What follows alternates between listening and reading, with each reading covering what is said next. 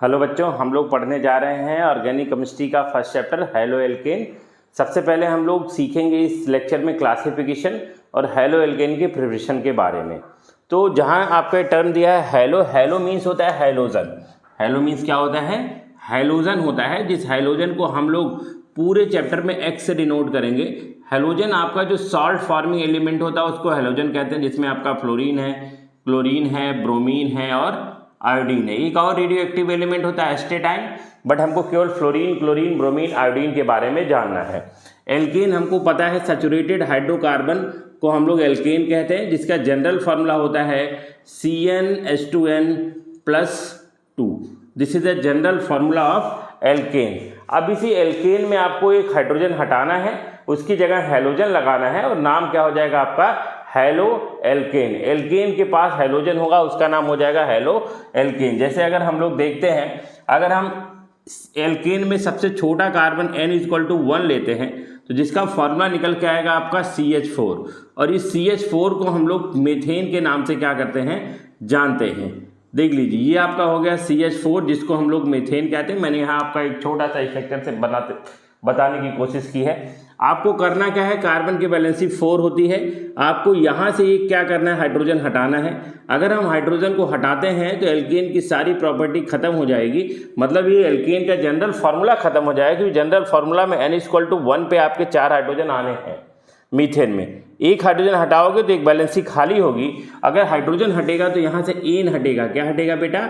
N हटेगा। और जैसा कि दुनिया का दस्तूर है, कभी कोई भी चीज़ ऐसा नहीं होता कि कुछ चला गया उसकी जगह कुछ आया नहीं। तो अगर यहाँ से एन जा रहा है तो यहाँ पे कुछ आएगा, जो आएगा वो क्या हो गया भाई?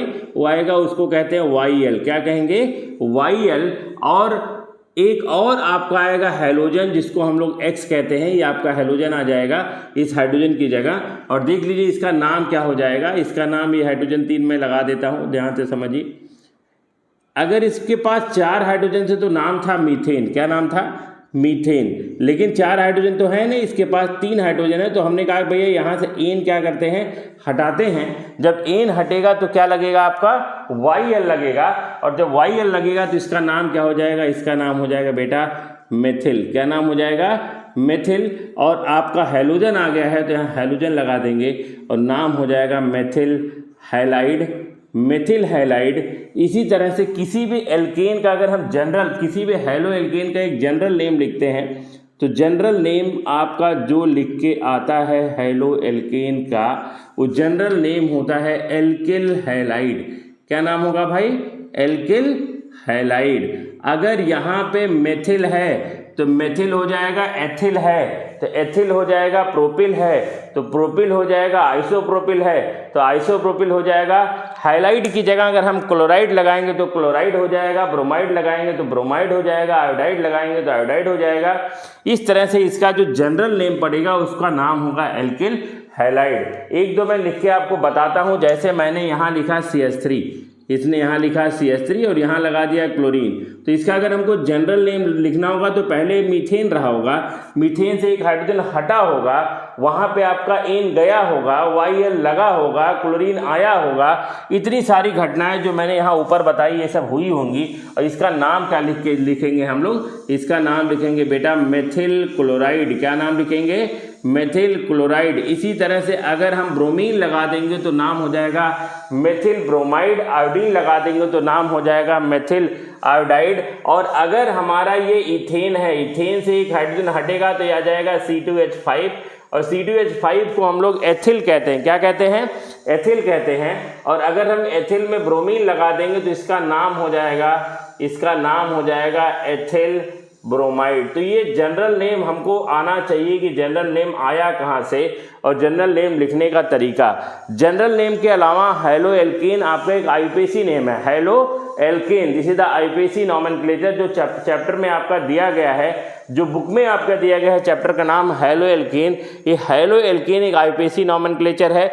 जनरल नेम इसका एल्किल हैलाइड है। और IUPAC में अगर हम इसकी बात करेंगे, international union of pure and applied chemistry, जिसमें हम किसी भी कंपाउंड के नेम और स्टैंडर्ड कंडीशन को डिसाइड करते हैं, तो इसका नाम है हैलो एल्केन। अब सेम जैसे आपका यहाँ मैंने इसका नाम मेथिल क्लोराइड रखा, आईयूपीएसी में लिखना हो, आईयूपीएसी में अगर हम नाम लिखेंगे तो किसी भी हैलोजन को हम हैलो कहते हैं। क्या कहते हैं बेटा? हैलो कहते हैं। मतलब अगर फ्लोरीन होगा तो फ्लोरो, ब्रोमीन होगा तो ब्रोमो, आयोडीन होगा तो आयोडो, क्लोरीन होगा तो क्लोरो, इस तरह से आपका हैलो कहलाता है। और अगर इस मेथिल क्लोराइड का हमारा आईयूपीएसी नेम लिखना है, जैसे वेरी सिंपल, क्लोरीन को हम क्लोरो कहते हैं और नाम हो जाएगा इस CH3Cl का, अगर हम आईयूपीएसी नेम लिखते हैं तो नाम हो जाएगा क्लोरोमीथेन। क्या नाम हो जाएगा? क्लोरोमीथेन। इसी तरह से अगर हम आईयूपीएसी नेम एथिल ब्रोमाइड का लिखते हैं तो क्लोरीन का क्लोरो, ब्रोमीन का ब्रोमो, आयोडीन का आयोडो, उसी तरह से ब्रोमीन का ब्रोमो हो जाएगा और इस ब्रोमो का नाम लिखा जाएगा ब्रोमोइथेन। तो ये आपका जो मैंने लिखा जिसको कहते हैं हैलोएल्केन, हैलोएल्केन इसका जनरल नेम है और जनरल नॉमेनक्लेचर में आपका जनरल नॉमेनक्लेचर एल्किल हैलाइड है, आईयूपीएसी नेम हैलोएल्केन है। इस तरह से ये हमने आपका इंट्रोडक्शन वाला पार्ट बताया हैलोएल्केन के बारे में। इसमें आगे हम लोग पढ़ते हैं classification of haloalkane. Haloalkane is a IUPAC name और एल्किल हैलाइड आपका क्या है? General name. तो हम लोग क्लासिफिकेशन देखते हैं बेटा। तो हम लोग नेक्स्ट पढ़ेंगे क्लासिफिकेशन ऑफ हैलोएल्केन। जब भी हम कुछ क्लासीफाई करते हैं तो क्लासीफाई करने का कुछ बेसिस होता है और यहाँ बेसिस ऑफ क्लासिफिकेशन हम लोग पहला लिए हैं नंबर ऑफ हैलोजन, कि आपके किसी भी एल्केन में कितने नंबर ऑफ हैलोजन लगे हैं। अगर 1 लगा होगा तो मोनो हैलोएल्केन कहलाएगा, 2 हैलोजन लगे होंगे तो उसका नाम होगा डाई हैलोएल्केन, 3 हैलोजन लगे होंगे तो उसका नाम होगा ट्राई हैलोएल्केन, 4 लगा होगा टेट्रा, एंड सो ऑन। हम लोग देखते हैं on the basis of number of halogen. On the basis of number of halogen में अगर आपके एल्केन में मात्र 1 हैलोजन लगा है तो उसका नाम होगा मोनो हैलोएल्केन। नाम क्या होगा? Mono haloalkane. मतलब अगर मैं यहाँ पे CH3Cl लगाता हूँ तो इसका नाम होगा क्लोरोमीथेन, या कहीं लिखा है मोनोक्लोरोमीथेन, तब भी कोई दिक्कत वाली बात नहीं है, क्योंकि आपके इस कंपाउंड के अंदर मात्र 1 हैलोजन लगा हुआ है। और उसी तरह से अगर हमारा मॉलिक्यूल के अंदर 2 हैलोजन लगे हैं तो इसका नाम होगा डाई हैलोएल्केन। इसको थोड़ा सा हम लोग ध्यान से देखेंगे। डाई हैलोएल्केन, अगर आपका 2 हैलोजन, 2 एक जैसे हैलोजन अगर एक ही कार्बन पे लगे होंगे तो उसका नाम होता है जेम डाई हैलाइड। क्या नाम होता है बेटा? General name gem dihalide. अगर आपका एक ही कार्बन पे, ऐसे मैं बता रहा हूँ, अगर आपका एक ही कार्बन पे 2 हैलोजन लगे हों तो इसका जनरल नेम होता है जेम डाई हैलाइड। इसको जेमिनल कहते हैं, इसका नाम होता है जेमिनल। और अगर हम इसका एक जनरल नेम लिखेंगे तो general name is very simple होगा आपका एल्काइलिन डाई हैलाइड। नाम होगा एल्काइलिडीन डाई हैलाइड। जैसे आपका यहाँ पे लिखा है 2 कार्बन है तो 2 कार्बन है तो इसका नाम होगा एथिल। क्या नाम होगा बेटा? एथिल। नाम क्या होगा? एथिल। और इसमें लगाना है आइडीन। क्या लगाना है? आइडीन लगाना है तो नाम हो जाएगा, इसका जनरल नेम हो जाएगा एथिल हो गया, ठीक है। फिर एथिल के साथ लगाना है आइडीन। क्या लगाना है? आइडीन। और नाम हो जाएगा chloride, alkylidene chloride. This is a general name. Dihaloalkane में ध्यान से समझिएगा, अगर आपके एक कार्बन पे 2 हैलोजन लगे होंगे तो उसको जेमिनल कहते हैं, उसको जेम डाई हैलाइड कहते हैं। जितना भी नाम मैंने लिखा ये जनरल नेम है। आईयूपीएसी में तो हमेशा की तरह आपका होगा 1,1 डाई क्लोरोइथेन। नाम क्या कहलाएगा आईयूपीएसी में बेटा? आईयूपीएसी नेम कहलाएगा 1,1 dichloroethane. This is the IUPAC name. तो अगर एक ही कार्बन पे 2 हैलोजन लगे हैं तो नाम होगा जेम डाई हैलाइड। और देख लीजिए दूसरा आपका कहलाता है विकनल। विकनल कहलाता है, या जिसको हम लोग कहते हैं vic dihalide. Vic dihalide क्या होता है? जब दो एडजेसेंट कार्बन पे हैलोजन लगे हैं तो उसका नाम होता है विकिनल डाई हैलाइड। मतलब आपका एक कार्बन ये है, एक कार्बन ये है, यहाँ आपने एक हैलोजन लगा दिया, यहाँ एक आपने हैलोजन लगा दिया, बाकी आपका सब जगह आपका हाइड्रोजन है। तो अगर दो हैलोजन एडजेसेंट कार्बन पे लगे हैं तो उसका नाम होगा विकिनल डाई हैलाइड। और इसका अगर हम लोग नाम लिखेंगे तो इसका नाम तो बहुत सिंपल है, एल्काइलिन डाई हैलाइड। एल्काइलिन हैलाइड, एल्काइलिन हैलाइड ये इसका जनरल नेम है।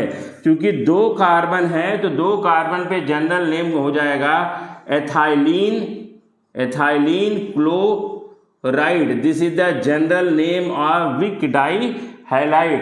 बट आईपीसी नेम हमेशा की तरह है। अगर हम आईपीसी नेम लिखेंगे तो लिखेंगे 1,2 डाईक्लोरो इथेन। तो ये होपफुली आपको ये बात समझ में आई होगी। डाई हैलाइड में केवल आपको ध्यान देना है, अगर एक ही कार्बन पे दो हैलोजन है तो जेम, और अगर एडजेसेंट कार्बन पे, अगल बगल की बात कर रहा हूँ, कार्बन छोड़ की बात नहीं कर रहा हूँ, एडजेसेंट कार्बन पे दो हैलोजन है तो नाम होगा आपका vic dihalide, gem dihalide. आप ध्यान रखिएगा, आपके एल्डिहाइड के प्रिपरेशन में आपका ये काम आता है। इसके बाद हम लोग नेक्स्ट क्लासिफिकेशन देखें। देख भाई, नेक्स्ट क्लासिफिकेशन हम लोग पढ़ेंगे कार्बन हैलोजन के हाइब्रिडाइजेशन के बेसिस पे। मतलब जिस कार्बन पे आपका हैलोजन लगा है उस कार्बन का हाइब्रिडाइजेशन क्या हो सकता है। उसका हाइब्रिडाइजेशन आपका sp3 हो सकता है, sp2 हो सकता है, sp हो सकता है। तो इसके बेसिस पे हम क्लासिफिकेशन करते हैं। जिस कार्बन पे आपका हैलोजन लगा है उसका हाइब्रिडाइजेशन अगर sp3 है तो, अगर उसका हाइब्रिडाइजेशन sp3 है तो आपका देख लीजिए, ये आपका कार्बन है, इस कार्बन से आपने लगा दिया हैलोजन, यहाँ आपने एक बॉन्ड लगा, यहाँ आपने एक बॉन्ड लगा, यहाँ आपने एक बॉन्ड लगा, यहाँ चाहो तो आप एक हाइड्रोजन रख सकते हो, यहाँ चाहो तो एक हाइड्रोजन रख सकते हो, यहाँ चाहो तो एक हाइड्रोजन रख सकते हो। इसको तो एक जनरल एल्किल हैलाइड के नाम से हम लोग जानते हैं। आप देख सकते हैं इस कार्बन का जो आपका जिससे हैलोजन अटैच है इसका हाइब्रिडाइजेशन कितना है, sp3। आप देख लीजिए, दूसरा देख लीजिए, इसी में आपका अगर कैटेगरी आता है, काफ़ी काम आने वाला है इस चैप्टर में। जिस कार्बन से हैलोजन अटैच है, ध्यान समझिए, जिस कार्बन से हैलोजन अटैच है अगर उससे आपका एक कार्बन अटैच होगा, मात्र कितना कार्बन अटैच होगा, एक कार्बन अटैच होगा, तो इसको हम sp3 तो कहते ही हैं, इसको एक और नाम देते हैं जिसको कहते हैं प्राइमरी। और इस प्राइमरी को हम लोग 1 डिग्री एल्किल हैलाइड के नाम से भी क्या करते हैं, जानते हैं। दूसरा आगे बढ़ते हैं, जिस कार्बन पे आपका हैलोजन लगा है, जिस कार्बन पे हैलोजन लगा है अगर उससे दो कार्बन डायरेक्टली अटैच होते हैं तो इस एल्किल हैलाइड का नाम होता है सेकेंडरी। इसको क्या कहते हैं बेटा, इसको कहते हैं सेकेंडरी एल्किल हैलाइड। इस सेकेंडरी को हम लोग 2 डिग्री के नाम से क्या करते हैं, जानते हैं। फिर आगे बढ़ते हैं हम लोग, जिस कार्बन पे आपका हैलोजन लगा हुआ है अगर उस कार्बन से आपके डायरेक्ट 3 कार्बन अटैच हैं तो इस 3 कार्बन अटैच होने की वजह से इसका नाम कहलाता है टर्सरी। और टर्सरी को हम लोग 3 डिग्री एल्किल हैलाइड के नाम से जानते हैं। तो 1 डिग्री, 2 डिग्री, 3 डिग्री और नॉर्मल एल्किल हैलाइड आपको आना चाहिए, इस चैप्टर में काफ़ी काम आने वाला है। तो ये आपका sp3 हाइब्रिड कार्बन हैलोजन की बात हुई। एक और है आपका जिसको एलाइलिक कहते हैं, एलाइलिक। एलाइलिक, एलाइलिक क्या होता है, जिस कार्बन पे हैलोजन अटैच हो उसके बगल वाले कार्बन पे अगर डबल बॉन्ड होता है तो इसको हम लोग एलाइलिक हैलाइड के नाम से जानते हैं। फिर से समझिए, जिस कार्बन पे हैलोजन अटैच है उसके बगल वाले कार्बन पे अगर आपने अनसैचुरेशन किया तो इसका नाम होता है एलाइलिक। एलाइलिक हैलाइड के नाम से जानते हैं। फिर भी अगर आप देख रहे हो इसका हाइब्रिडेशन sp2 है, इससे मेरा कुछ लेना देना नहीं है। जिस कार्बन से हैलोजन अटैच है, यहाँ मैंने क्लियर कट मेंशन करा है, उसका हाइब्रिडेशन क्या होना चाहिए, sp3। sp3 के बाद जो दूसरी बात आती है जिसको हम लोग कहते हैं sp2, देख लीजिए sp2। sp2 मतलब जिस कार्बन पे हैलोजन अटैच है उसी कार्बन पे अनसैचुरेशन अगर होता है, इस तरह से होता है, तो इसको हम लोग कहते हैं sp2 कहते हैं। अब देख लीजिए, अगर यहाँ पे हम बात करेंगे तो यहाँ पे आपको एक मिलता है जिसको कहते हैं विनाइलिक। क्या कहते हैं बेटा, विनाइलिक हैलाइड के नाम से जानते हैं। आपने सुना होगा पॉलीविनाइल क्लोराइड, तो यहाँ आपका विनाइलिक हैलाइड जाना जाता है। जिस कार्बन पे हैलोजन अटैच है उसी पे आपका अनसैचुरेशन होना चाहिए। अगर उसी पे आपका अनसैचुरेशन है तो इस कंडीशन को हम लोग विनाइलिक के नाम से जानते हैं। और आप चेक कर सकते हो, इसका हाइब्रिडाइजेशन sp2 है। थर्ड आपका जो होता है हाइब्रिडाइजेशन कार्बन का, वो थर्ड हाइब्रिडाइजेशन क्या है, sp hybrid carbon. sp hybrid carbon मतलब जिस कार्बन पे आपका हैलोजन अटैच है उस कार्बन पे आपके 3 बॉन्ड होने चाहिए, मतलब 1 सिग्मा 2 पाई होने चाहिए। अगर ऐसा होता है तो इसको हम लोग बेटा, इसको हम लोग sp हाइब्रिड हैलाइड के नाम से जानते हैं। ये बहुत रेयर मिलता है। इसका रीजन है कि अगर कार्बन का हाइब्रिडेशन sp हो जाएगा तो आपको पता है जैसे जैसे s परसेंटेज बढ़ता है इलेक्ट्रोनेगेटिविटी बढ़ती है, और हैलोजन आपका ऑलरेडी इलेक्ट्रोनेगेटिव एटम होता है, तो ये भी कार्बन इलेक्ट्रोनेगेटिव एटम हो जाएगा, ये भी हैलोजन इलेक्ट्रोनेगेटिव एटम हो जाएगा, जिसकी वजह से आपस में रिपल्सन होना स्टार्ट हो जाएगा। तो आप समझिए ये जो आपका sp वाला है बहुत कम मिलने वाला है। अदरवाइज आपको ये sp3 सबसे ज़्यादा मिलेगा, उसके बाद आपको sp2 मिलेगा, और sp जो आपको कभी भी नहीं मिलेगा। तो आपको जेम बिग जो आपका क्लासिफिकेशन में मेन हाईलाइट है, आपको जेम के बारे में डालना है, बिग के बारे में जानना है, एलाइलिक के बारे में जानेंगे और विनाइलिक के बारे में जानेंगे। इसके बाद हम इसी चैप्टर में स्टार्ट करने जा रहे हैं, इसी लेक्चर में आपका प्रिपरेशन ऑफ हैलो एल्केन। तो आप इसका एक स्क्रीनशॉट ले सकते हैं। तो भाई हम लोग पढ़ने जा रहे हैं preparation of haloalkane from alcohol. Alcohol से हम लोग हैलो एल्केन बनाएंगे। तो थोड़ा सा हम एल्कोहल के बारे में समझते हैं। यहाँ हमने लिखा कार्बन, और कार्बन से अटैच कर दिया क्या आपका OH। या आपका OH अटैच होते ही आपका ये कार्बन आपका एल्कोहलिक हो जाएगा। अब हम लोग यहाँ पोलैरिटी के बारे में थोड़ा सा जानते हैं।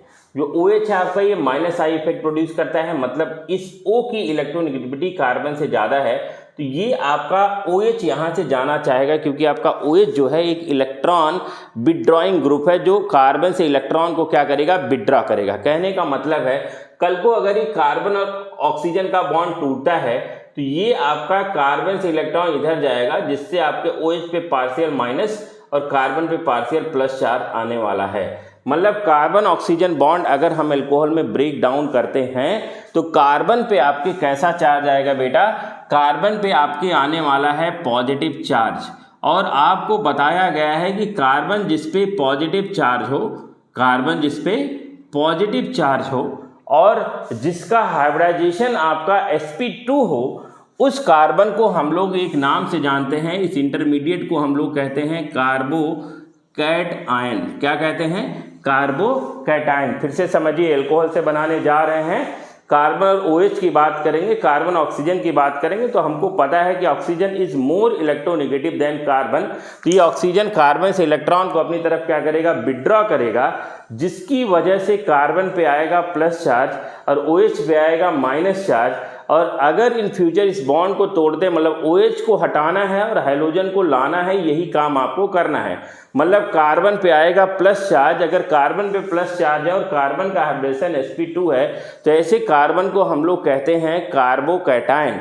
और कार्बोकैटायन की अगर हम स्टेबिलिटी की बात करेंगे तो सबसे ज़्यादा स्टेबल प्रोडक्ट जो कार्बोकैटायन बनाता है वो आपका 3 डिग्री वाला बनाता है। मतलब कार्बन जिसपे प्लस चार्ज हो उससे डायरेक्टली आपके 3 कार्बन अगर अटैच होंगे तो सबसे बढ़िया प्रोडक्ट बनेगा ये आपका CH3, क्योंकि यही सबसे ज़्यादा स्टेबल कार्बोकैटायन होता है। उसके बाद अगर हम बात करेंगे, उसके बाद बात होगी जिसको हम लोग कहते हैं सेकेंडरी। ये आपका बन के तैयार हो गया जिसको सेकेंडरी कार्बोकैटायन कहते हैं, आपका CH3 यहाँ हो गया H।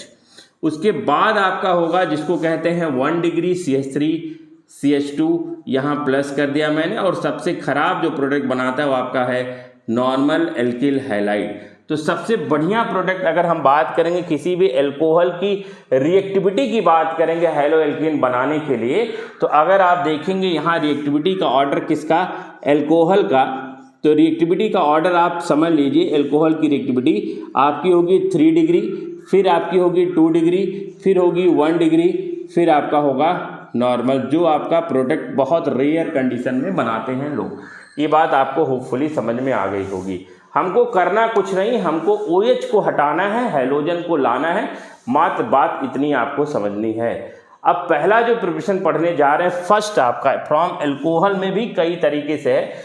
एल्कोहल में पहला जो मेथड पढ़ने जा रहे हैं ये आपका पहला बहुत ज़्यादा इंपॉर्टेंट है, from hello acid, from hello acid.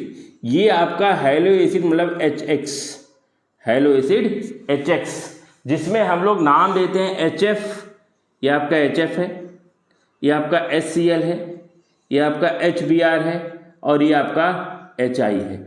अगर हम हैलो एसिड से बनाएंगे मतलब करना क्या है, आपको यहाँ से OH हटाना है और फ्लोरीन लाना है, OH हटाना है, क्लोरीन लाना है, OH हटाना है, ब्रोमीन लाना है, OH हटाना है, आयोडीन लाना है। अब इन सब की रिएक्टिविटी की बात करेंगे। नॉर्मली अगर हम एसिड की बात करें तो सबसे बढ़िया एसिड इसी को मानते हैं, बट ऐसा नहीं है। एसिड वो होगा, हैलो एसिड में स्ट्रॉन्ग एसिड वो कहलाएगा जो बहुत तेज़ी से H+ आयन को क्या करता है, प्रोड्यूस करता है। अगर हम फ्लोरीन, क्लोरीन, ब्रोमीन, आयोडीन की बात करेंगे तो आयोडीन सबसे बड़ा एटम है जिसकी वजह से हाइड्रोजन और आयोडीन के बीच का जो बॉन्ड लेंथ होगा वो सबसे ज़्यादा होगा, और अगर बॉन्ड लेंथ सबसे ज़्यादा होगा तो सबसे तेज़ी से H+ देने वाला हाइड्रोजन आयोडाइड कहलाएगा। इसीलिए याद रखिए जो आपका बीटाडी नाम का एंटीसेप्टिक मार्केट में अवेलेबल है उसमें आयोडीन मिला हुआ है, क्योंकि आयोडीन की रिएक्टिविटी और लोगों के रिस्पेक्ट में बहुत ज़्यादा होती है।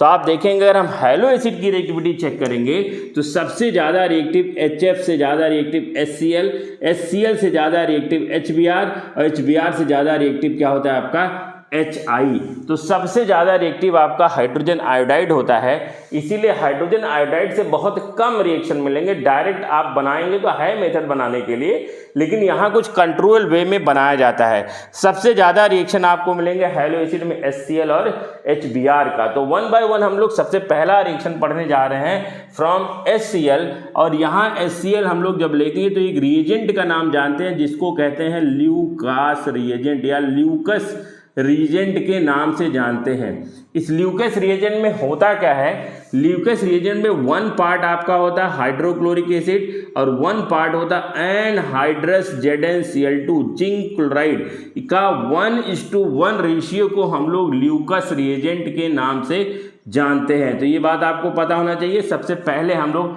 HCl से बनाएंगे। ये जो आपका ल्यूकस रिएजेंट है ये आपका यूज करा जाता है identification of 3 degree, 2 degree, 1 degree and normal alcohol में डिफरेंस के बारे में भी हम लोग समझते हैं। तो सबसे पहले एक जनरल मैं रिएक्शन लिखता हूं, तो मैं डिफरेंस फिर बाद में बताऊंगा। यहाँ आपने लिखा ROH, आपका ये कोई एल्कोहल है 3 डिग्री, 2 डिग्री, 1 डिग्री, इसमें मिला दिया हमने क्या ल्यूकस रिएजेंट, मतलब आपका यहाँ हो गया HCl और ये आपका गया एनहाइड्रस ZnCl2 और आपको सीधा सीधा मिल जाएगा RCl + H2O। अगर आपको ज़्यादा समझने में दिक्कत हो रही है तो आप समझिए कि आपका ये बेस है और आपका एसिड है, और एसिड और बेस जब भी रिएक्शन करते हैं सॉल्ट एंड वाटर बनते हैं। और पहले मैं क्लियर कर चुका हूँ कि आपका OH जाएगा, हैलोजन आएगा, यही काम करना और कुछ नहीं करना है। Lucas reagent use to identification of 3 degree, 2 degree and 1 degree alcohol. मतलब अगर हमारे पास 3 टेस्ट ट्यूब में डिफरेंट एल्कोहल को रखा गया है, समझ लीजिए हमारे पास 3 टेस्ट ट्यूब है। यहाँ मैं बनाता हूँ छोटा छोटा, आप देखिए यहाँ दिख रहा है आपका, यहाँ मैंने लिया एक टेस्ट ट्यूब लिया, एक छोटा सा टेस्ट ट्यूब लिया, ठीक है। इसमें हमने रखा 3 डिग्री एल्कोहल। कैसा एल्कोहल रखा बेटा, इसमें आपका 3 डिग्री एल्कोहल, और इसमें हमने ऐड किया दूसरे टेस्ट ट्यूब से ल्यूकस रिएजेंट। जैसे ल्यूकस रिएजेंट ऐड करेंगे आपका एल्किल हैलाइड तो बनेगा बनेगा। जैसे आपका 3 डिग्री एल्कोहल में ये आपका टेस्ट ट्यूब है, टेस्ट ट्यूब में ल्यूकस रिएजेंट जैसे आपने डाला इमीडिएट आपका ये पूरा का पूरा जो सॉल्यूशन बनेगा, ये पूरा का पूरा सॉल्यूशन विदिन सेकेंड टर्बिड हो जाएगा, गाढ़ा हो जाएगा। ये आपका एक टर्बिड सॉल्यूशन आ जाएगा विदिन सेकेंड, मतलब आपका 1 सेकेंड नहीं लगना है, आपका टर्बिड हो जाएगा क्या, एल्किल हैलाइड जो बनेगा एकदम गाढ़ा गाढ़ा एल्किल हैलाइड बनने वाला है, क्योंकि 3 डिग्री एल्कोहल की रिएक्टिविटी बहुत फास्ट है। अगर ऐसा होता है तो वो एल्कोहल आपका टर्सरी या 3 डिग्री एल्कोहल के नाम से जाना जाता है। दूसरा, हम लोग अगर हमारे पास एक दूसरा टेस्ट ट्यूब है, यहाँ मैं बनाता हूँ, ये आपके पास दूसरा टेस्ट ट्यूब है और इस टेस्ट ट्यूब में आपने सेकेंडरी एल्कोहल डाल के रखा है। ये आपका टेस्ट ट्यूब है जिसमें आपका 2 डिग्री एल्कोहल है और इस 2 डिग्री एल्कोहल में आपने ऐड किया दूसरे टेस्ट ट्यूब से, या आपने इसमें ड्रॉपर के थ्रू 3-4 ड्रॉप, जैसे आपने ल्यूकस रिएजेंट डाला, ल्यूकस रिएजेंट डालने के 5 से 10 सेकेंड में, है ना, टाइम आपको पता होना चाहिए। जैसे आप इसमें ड्रॉप वाइज ड्रॉप डालते जाओगे, जैसे जैसे एक ड्रॉप गया टर्बिट, दूसरा ड्रॉप गया टर्बिट, तीसरा ड्रॉप गया टर्बिट, बट यहाँ ऐसा नहीं हो रहा है। आप ल्यूकस रिएजेंट डालने के आफ्टर 5 सेकेंड, आफ्टर 5 सेकेंड आपका ये सोल्यूशन क्या हो जाएगा, आपका टर्बिट हो जाएगा। तो जो टर्बिट होने में 5 से 10 सेकेंड लगाता है वो आपका सेकेंडरी एल्कोहल है, और तुरंत टर्बिट हो जाता है तो आपका क्या कहलाएगा, टर्सरी एल्कोहल कहलाएगा। और अगर मैं एक तीसरा टेस्ट ट्यूब भी लेता हूं, यहाँ पे एक तीसरा टेस्ट ट्यूब लेता हूं और इस तीसरे टेस्ट ट्यूब में मैं क्या करता हूं, इस तीसरे टेस्ट ट्यूब में 1 डिग्री एल्कोहल मतलब इथेनॉल वगैरह इसके अंदर डालता हूं। ये आपका 1 डिग्री एल्कोहल इसके अंदर गया।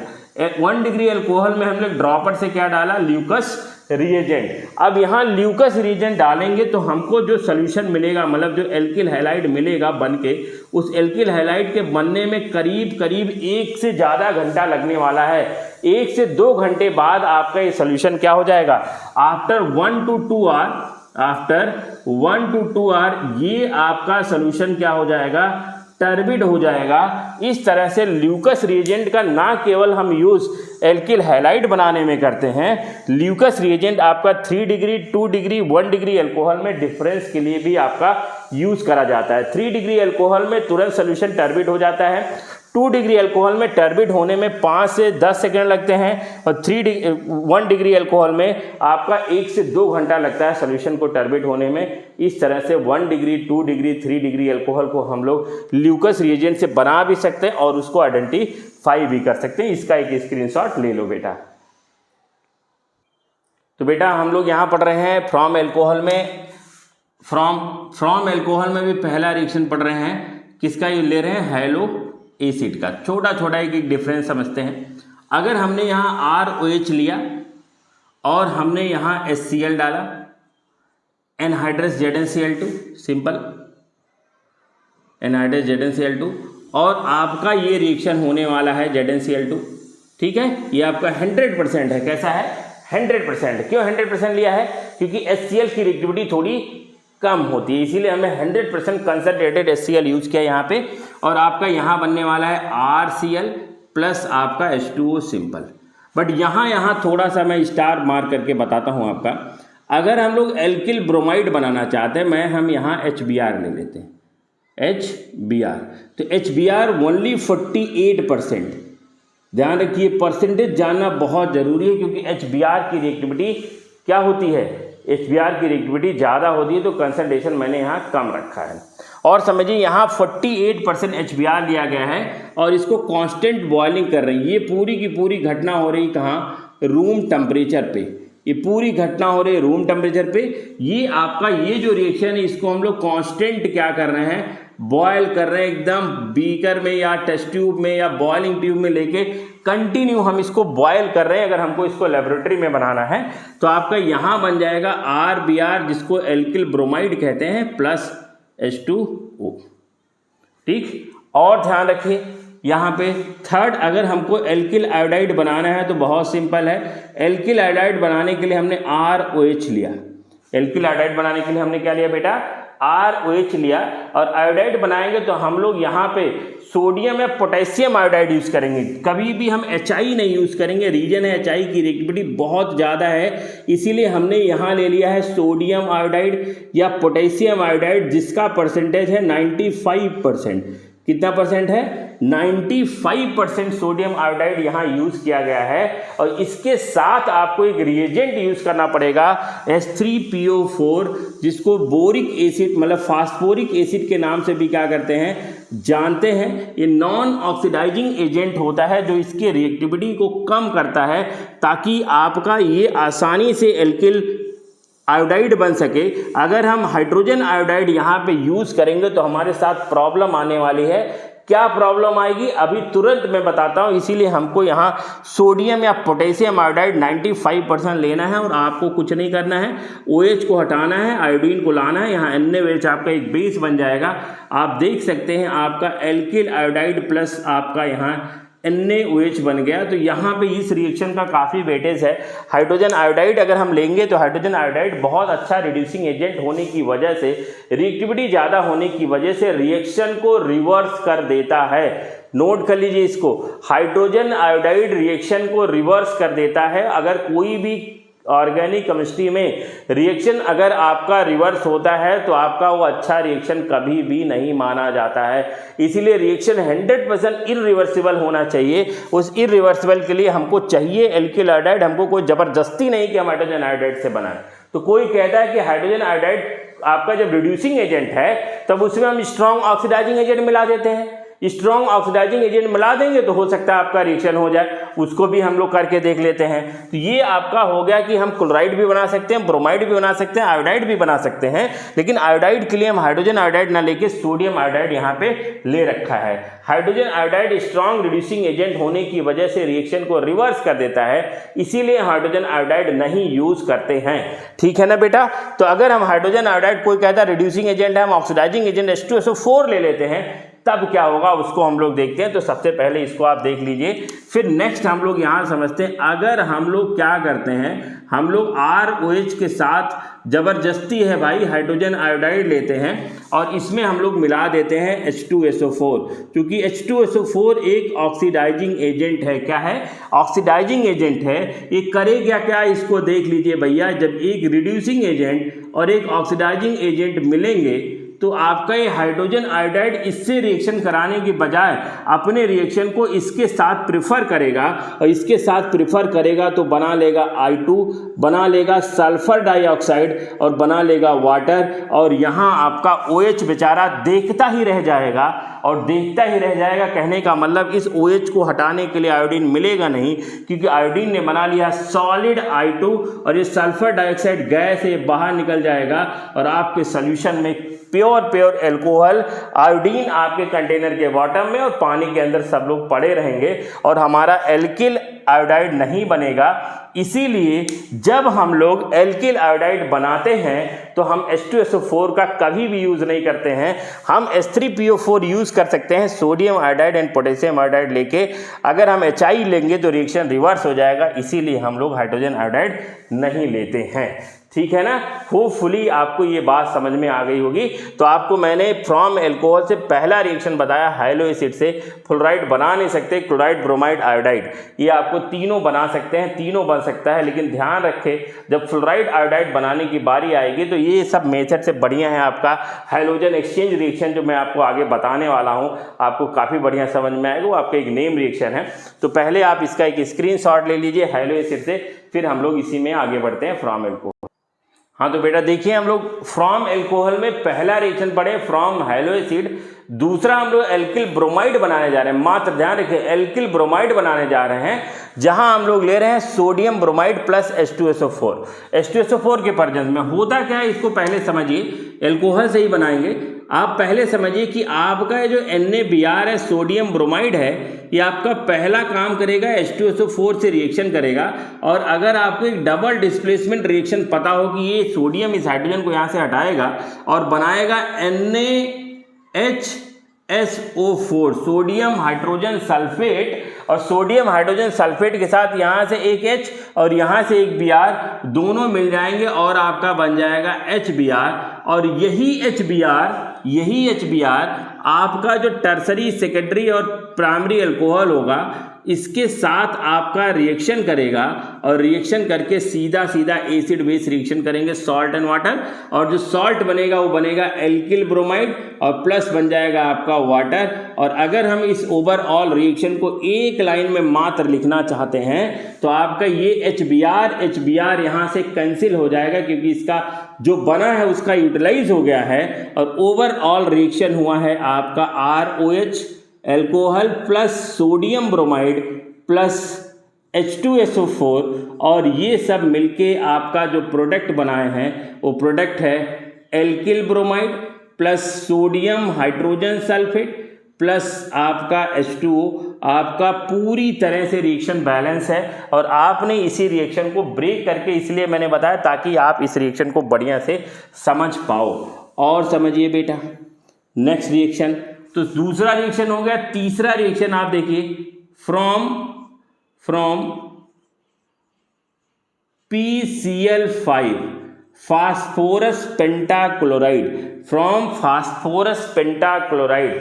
अब थोड़ा सा आप बैक में अपने दिमाग को लेके जाइए, आप देखिए फास्फोरस पेंटाक्लोराइड आपका ये जो PCl5 है, ये PCl5 में आपके ये 3 क्लोरीन इक्वेटर पे होते हैं, इक्वेटोरियल पोजीशन पे होते हैं, और 2 क्लोरीन आपके होते हैं जो एक्सियल पोजीशन पे होते हैं। ये आपके 2 क्लोरीन है एक्सियल पोजीशन पे। इसको ट्राइगोनल है ना, ट्राइगोनल बाइपिरामिडल के नाम से हम इसको जानते हैं। अगर हम इस तीनों क्लोरीन की बात करेंगे तो ये 3 के 3 क्लोरीन आपके इक्वेटर पे, इक्वेटोरियल पोजीशन पे है। जितना डिस्टेंस ये है उतना ये भी, इतना ये भी। बट अगर हम एक्सियल क्लोराइड की बात करेंगे तो एक्सियल क्लोराइड आपका ये जो आपका बॉन्ड लेंथ है फास्फोरस क्लोरीन का ये ज़्यादा है और इक्वेटोरियल का बॉन्ड लेंथ क्या है आपका कम है। तो बॉन्ड लेंथ की बात करेंगे, इसके बॉन्ड लेंथ को x किया, इसको y किया, तो x का बॉन्ड लेंथ छोटा है और y का बॉन्ड लेंथ क्या आपका बड़ा है। तो अगर बॉन्ड लेंथ ज़्यादा है तो बॉन्ड डिसोसिएशन एनर्जी क्या होगी आपकी, कम होगी। कहने का मेरा मतलब है अगर PCl5 रिएक्शन करेगा तो PCl5 जब रिएक्शन करेगा तो मात्र एक्सियल क्लोराइड ही रिएक्शन में पार्टिसिपेट करेंगे, इक्वेटोरियल वाले क्लोराइड आपके PCl5 के रिएक्शन में पार्टिसिपेट नहीं करेंगे, क्योंकि आपके एक्सियल जो क्लोराइड है उनका बॉन्ड एनर्जी बहुत कम है, बहुत आसानी से डिसोसिएट हो जाते हैं। कहने का मेरा मतलब है अगर जिंदगी में कभी हमारे पास PCl5 मिलता है और इसको अगर हम हीट करते हैं तो हमको PCl3 phosphorus trichloride plus chlorine gas बहुत आसानी से मिल जाएगा, क्योंकि ये दोनों क्लोराइड जाने के लिए बेकरार हैं, क्योंकि इनका अपने फास्फोरस से डिस्टेंस बहुत ज़्यादा हो गया है, अट्रैक्शन बहुत कम हो गया है। तो इसको आप समझते हैं PCl5 को हम लोग कैसे बनाते हैं, आप देख लीजिए। ये आपका एल्कोहल है ROH, इसी तरह से आप लिख लेंगे। फिर आप यहाँ लिखेंगे फास्फोरस, एक क्लोरीन आपके ये एक्सियल, एक क्लोरीन आपका ए एक्सियल, इक्वेटोरियल के तीनों क्लोरीन को मैं इस तरह से केवल आपको समझाने के लिए ऐसा ट्रिक बताया जा रहा है। ये आपका क्लोरीन इसके साथ, ये क्लोरीन इसके साथ, आप देख लीजिए बहुत बेहतरीन प्यारा सा प्रोडक्ट बनेगा जिसको कहते हैं एल्किल क्लोराइड, प्लस यहाँ बनेगा HCl जिसको कहते हैं हाइड्रोक्लोरिक एसिड, प्लस आपका बाई प्रोडक्ट बनेगा POCl3। ये आपका फास्फोरस ऑक्सीक्लोराइड के नाम से जाना जाता है। आपका ये POCl3 आपका बनके क्या हो जाएगा, तैयार हो जाएगा। इस तरह से PCl5 से सारे बाई प्रोडक्ट के बारे में भी आप यहाँ पे सीख लिए हो। तो आपका ये आपका PCl5 की कहानी समझ में आ गई होगी। अब हम लोग रिएक्शन करेंगे PX3, मतलब ये X आपका क्लोरीन भी हो सकता है, ब्रोमीन भी हो सकता है, मतलब PCl3 PBr3 से रिएक्शन कराने जा रहे हैं। जब 3 के तीनों क्लोरीन आपके इक्वेटोरियल पोजीशन पे होंगे तब हम लोग क्या करेंगे, इसका एक स्क्रीनशॉट बेटा ले। तो नेक्स्ट रिएक्शन आपके अल्कोहल में है PX3। X आपका क्लोराइड और ब्रोमाइड हो सकता है। अगर हम इसके स्ट्रक्चर की बात करेंगे PX3 के, तो आपका सिंपल आपका इस तरह से स्ट्रक्चर बन जाएगा। क्लोरीन लेंगे या ब्रोमीन जो मन के आप ले सकते हैं, आपका ये स्ट्रक्चर बन जाएगा। अब जो बॉन्ड लेंथ ये है वही बॉन्ड लेंथ यही है, ये बॉन्ड लेंथ यही, यहाँ कोई बॉन्ड लेंथ का लफड़ा नहीं है। 3 के तीनों क्लोरीन एक जैसे रिएक्शन करेंगे। कहने का मतलब है कि अगर 3 के तीनों क्लोरीन रिएक्शन में पार्टिसिपेट कर रहे हैं हीट करने पे, तो हमको अल्कोहल के भी 3 मोल लेने पड़ेंगे, क्योंकि एक OH जाएगा तो एक क्लोरीन आएगा, दूसरा OH जाएगा, दूसरा क्लोरीन आएगा, तीसरा OH जाएगा, तीसरा क्लोरीन आएगा। इस तरह से हमको 3 OH चाहिए, मतलब हमको 3 मोल किसके चाहिए, 3 मोल अल्कोहल के चाहिए। तो मैं 3 मोल को कुछ इस तरह से आपका क्या करता हूँ, लिखता हूँ, आप इसको समझिए। एक OH, दूसरा अल्कोहल, तीसरा अल्कोहल, सिंपल 3 मोल OH। केवल हम प्रोडक्ट निकालने की ट्रिक सीख रहे हैं। मैं डायरेक्ट भी रिएक्शन लिख सकता हूं, लेकिन लिख नहीं रहा हूं, आप समझिए। ये मेरे पास एक फास्फोरस है, ये फास्फोरस है, इसका 3 क्लोरीन इधर करता हूँ मैं, यहाँ फास्फोरस लिखता हूँ। एक क्लोरीन इस OH को हटा के जाएगा, दूसरा क्लोरीन इस OH को हटा के जाएगा, तीसरा क्लोरीन इस OH को हटा के जाएगा। तो क्या करते हैं भैया, इसको, इस OH को और इस OH को पकड़ते हैं और पकड़ के यहाँ से क्या करते हैं, फेंकते हैं और इसकी जगह लाते हैं एक Cl, दूसरा Cl, तीसरा Cl और यहाँ आप देख लीजिए, पहले OH को हटाएंगे तो पहला RCl, दूसरे OH को हटाएंगे तो दूसरा RCl, तीसरे OH को हटाएंगे तीसरा RCl, मतलब 3RCl बनके तैयार हो जाएंगे। तो प्रोडक्ट में तो कोई लफड़ा ही नहीं है बेटा, आपका OH हटाना है, हैलोजन लाना है, खत्म कहानी।